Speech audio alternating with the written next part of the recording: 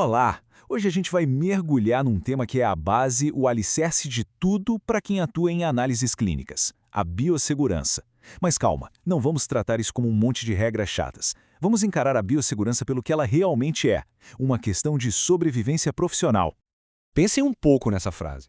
Cada procedimento, cada amostra, cada decisão dentro do laboratório está ligada a isso aí.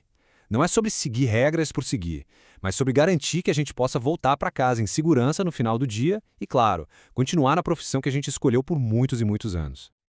Ok, então vamos direto ao ponto. Para a gente entender a real importância da biossegurança, primeiro a gente precisa olhar o perigo nos olhos. E olha, os números são bem claros. Olha só que interessante isso aqui. A gente vê a percepção de risco contra a realidade nua e crua. Muita gente tem pavor do HIV, né? Mas o risco de se contaminar depois de uma picada de agulha é de 0,3%.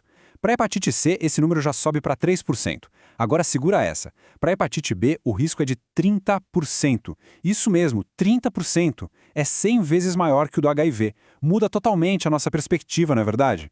Beleza? Diante desses números, qual é a nossa primeira linha de defesa? É o famoso EPI, o Equipamento de Proteção Individual. A gente tem que pensar nele não como um uniforme, mas como a nossa armadura pessoal contra todas essas ameaças que a gente nem consegue ver.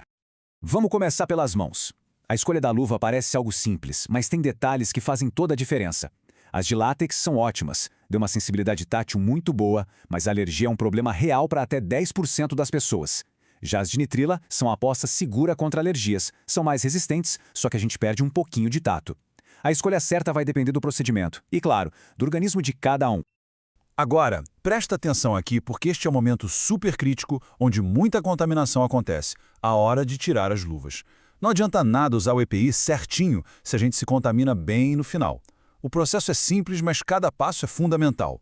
Pinçar por fora, virar do avesso e nunca, jamais, tocar a parte externa contaminada com a pele limpa.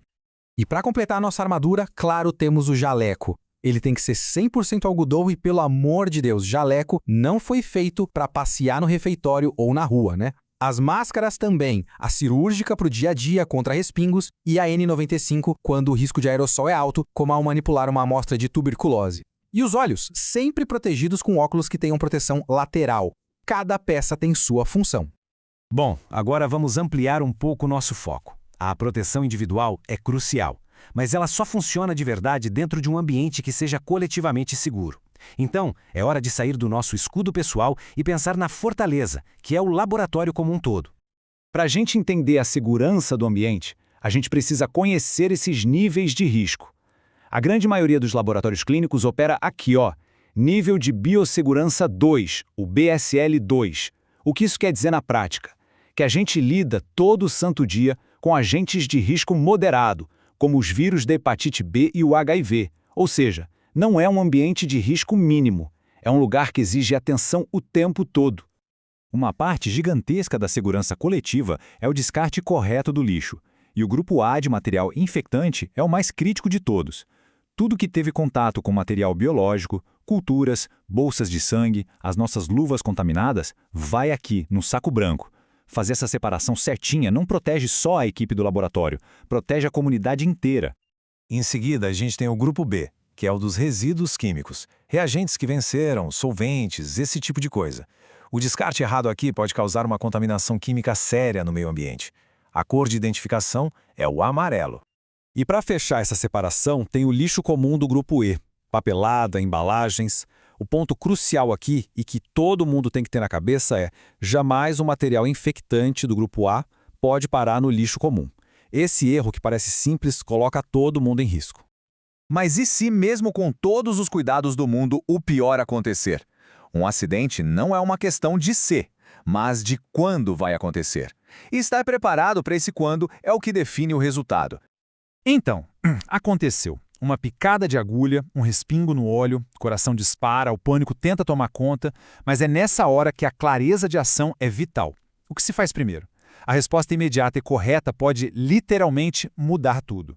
Se a exposição for ao HIV, o tempo é o nosso pior inimigo. A profilaxia pós-exposição, a PEP, precisa ser iniciada idealmente em menos de 2 horas. A eficácia dela cai drasticamente a cada hora que passa. Depois de 72 horas, a janela de oportunidade praticamente se fecha. É uma corrida contra o relógio de verdade. Já para as hepatites, os caminhos são diferentes. Para B, se a pessoa não for vacinada, existe um protocolo rápido, a imunoglobulina e a vacina. Mas para a hepatite C, a situação é bem mais tensa. Não existe profilaxia. A única ação possível é testar imediatamente e monitorar. Isso só reforça mais uma vez o quanto a prevenção é tudo. E tudo isso nos leva ao nosso ponto final. EPIs, protocolos, classificações, nada disso funciona de verdade se não estiver ancorado em algo muito mais profundo. Uma verdadeira cultura de biossegurança. No fim do dia, tudo se resume a isso aqui. Uma cultura de segurança que se apoia em 4 pilares. A responsabilidade pessoal de cada um se cuidar. A responsabilidade coletiva, porque as nossas ações protegem quem está do nosso lado. A comunicação aberta para relatar erros sem medo de culpa, mas com foco em melhorar. E, por fim, a aprendizagem contínua, porque sempre tem coisa nova para aprender. E para fechar, eu deixo essa pergunta para a gente pensar. No seu dia a dia, na sua rotina, a biossegurança é algo que você faz porque está escrito no manual ou é algo que já se tornou um instinto, um reflexo? A resposta para essa pergunta pode ser a diferença entre um grande susto e uma tragédia. Pensem nisso.